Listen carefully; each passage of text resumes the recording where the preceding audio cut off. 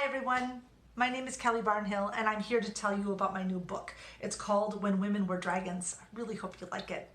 It's a book that I wrote largely by accident and somewhat in a state of rage and anger. Anger is a funny thing, don't you think?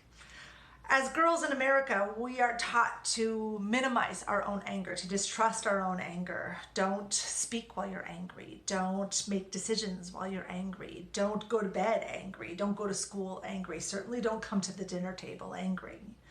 What we learn from this is that there's something wrong with anger, that there's something untoward about it, perhaps something unladylike, and maybe even something shameful.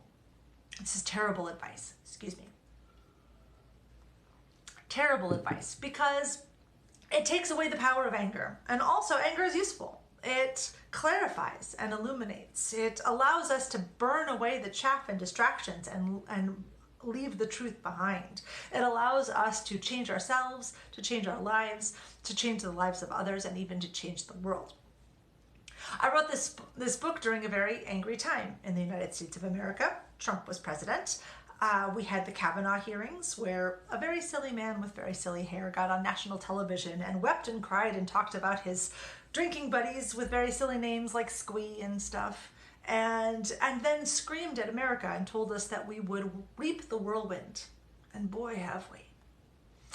I was so angry that I felt like I couldn't contain it, that it couldn't be contained inside of my body. I went home and I started writing a story about a bunch of 1950s housewives who turned into dragons and ate their husbands, you know, like you do.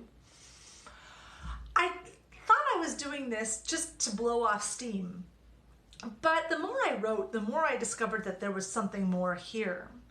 And over time, the book became less about anger and more about trauma and memory and the relationship between trauma and memory.